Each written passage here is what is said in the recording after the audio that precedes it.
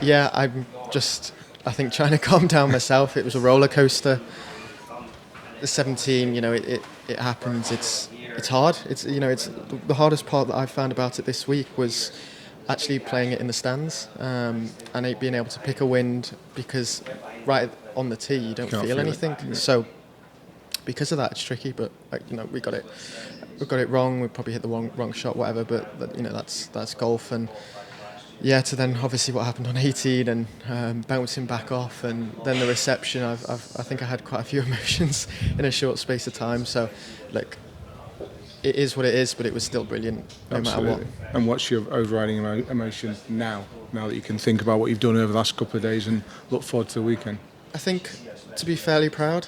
I haven't done too much wrong. I've kind of played golf round here fairly similar to what I know. It's been tough. If you take out obviously the leader and you look at kind of 5-4 and winning, I was right there. So I can't not be proud of myself and the way I've performed. I just want to keep that going. I mean, your family are out there. I was talking to your godfather, who at one point, and your mates are there. Right. And how is that when you're trying to concentrate on doing what is essentially a job? It's great. I mean, it's not.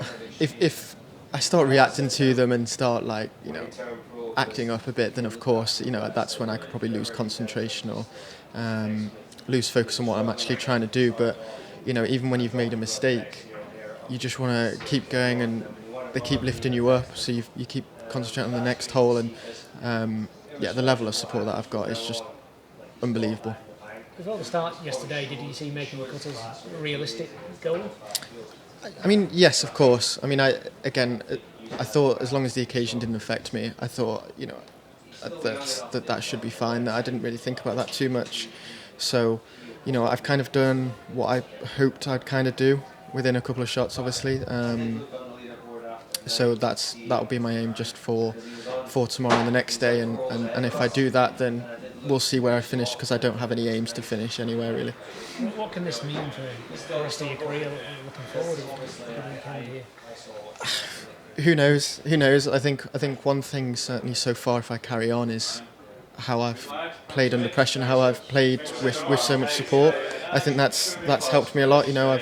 Even though I have been nervous, I've still managed to hit the golf shots and play quite well. So I think that's one thing so far that I'm taking from. But in terms of what it does afterwards, they're long seasons and they're long years. So who knows? You say you're nervous. You've looked very, very calm from the start to the 36th hole that you played so far, but you've clearly not quite felt as calm as you've looked at times. Yeah, maybe not. I mean, I haven't felt out of control, don't get me wrong, but at times on certain shots, for example, when you walk up on 17 and you get so much support, of course you're gonna want to do well, and there's just a bit of a added pressure going on there. So and then the first tee, so I've as I say, I haven't been out of control, but it has been there. But I know what to do under pressure in myself, so that's helped. You must have played the 18th here, or that hole in all its guises many, many times. I can't believe you've ever played a second shot from there before. I have, but I don't think. How old were you? Yeah, true. I have, but I don't think I've played it from the position where I was for my second for a long time. The relief must have been something, because you thought for a moment that that ball wasn't coming back, didn't you? Well, to be honest, I was surprised, obviously, when the ref on the tee told me that they weren't 100% certain where it was. So I got confused then. I hit provisional, but I thought it'd be fine, and maybe it'd gone underneath the stands or whatever. But once, obviously, someone told me where it was a bit confusing. So I had to take a minute to get my maths right. Yeah. And then, thankfully, it was a front right pin, so I could just hit it there and hit it down the green. So. Yeah, it was strange, but it would have been great to hold it, to be honest. Absolutely. That would have been amazing for. Yeah.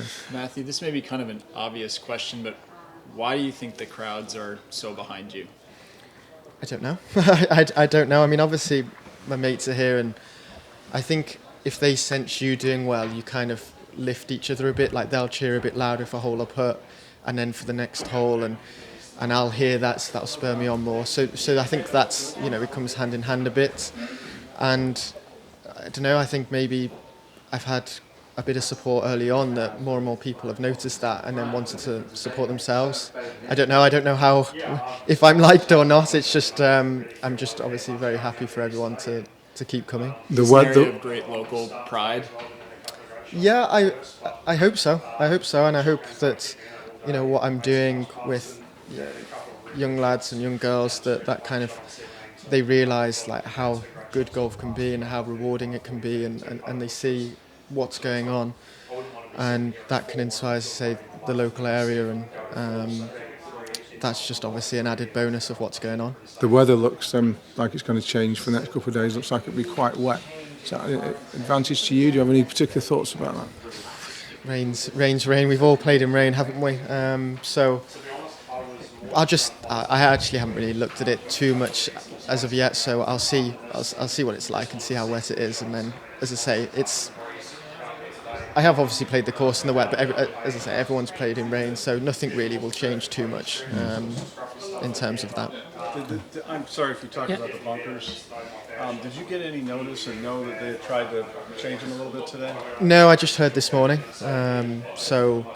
Which I think was probably worthwhile. I think we all want to see them as hazards, don't we? We don't just want to see people hitting in there, getting perfect lies and flicking them out. I think it's just hard to get a balance, isn't it? You know, between, I had a couple yesterday which were just unbelievable. I've never seen that around here before. So, yeah, I think that was probably the right decision. But at the same time, I'm all for them being hazards. Yeah, because Richie was saying he had buried lies in spots that, with the shots hit. Yeah. Buried, yeah.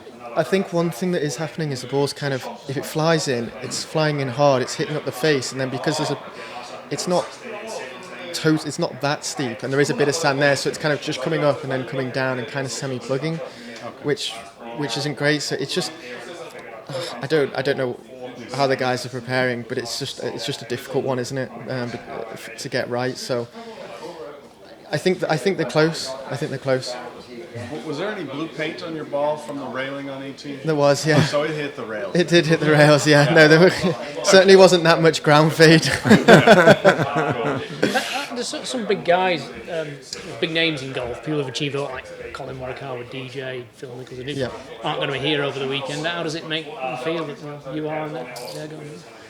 Yeah, I mean, look, they're kind of problems doesn't determine my success, does it? So, I mean, I know it's a great field, and it is obviously great to beat those guys, but at the same time, what they do is obviously what they do. So, and I love playing against the best, and it adds to the pressure. And I love it, and I find that I normally play best when it is the best players in the best tournaments. So, it is obviously great, but for me, it doesn't really obviously change too much, does it?